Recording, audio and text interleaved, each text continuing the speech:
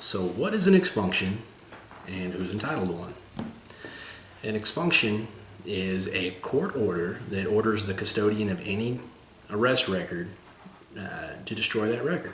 So the way criminal records work is there's not some big book of criminal records that exists somewhere. Criminal records are individual records that are held by different agencies. You've got the police department, has their own records. The prosecutor's office has their own records. The judge may have records. The newspaper may have records. A lot of these different agencies have records. What an expunction does is it's a civil lawsuit filed by an attorney that lists all of those agencies who may have copies of those records, and the court will order those records to be destroyed. Each agency has to go through and destroy those records. A lot of people think, well, that was 7 years ago, that was 4 years ago. Criminal convictions do not just fall off your criminal record like your credit history.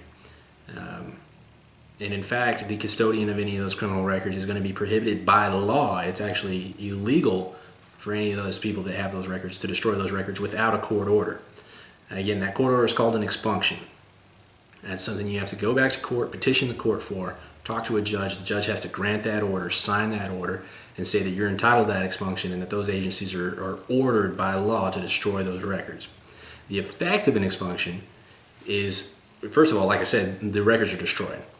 Second, you're legally allowed to say in Texas that you were never arrested. You're allowed to deny that it ever happened. It's like it never even existed. If you're filling out a job application and the question is, were you ever arrested? You're allowed to say no. And under Texas law, you're telling the truth.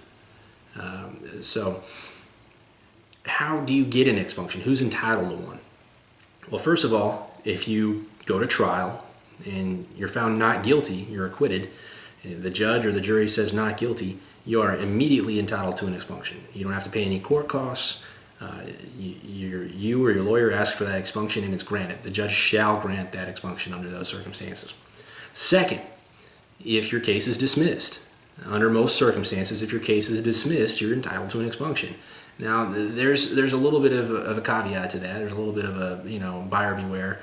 There's some exceptions that you should discuss with your criminal defense attorney, and that's something that I could definitely help you understand, that we can help you understand here, is if your case has been dismissed, are you entitled to that or not?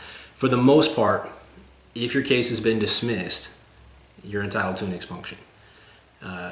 Third, if you complete pretrial diversion. Now, pretrial diversion is a program usually for first-time offenders, for less serious offenses. There's a little bit of supervision there, but the case is taken out of the court system, handled by the probation department. If you complete that, your case is dismissed.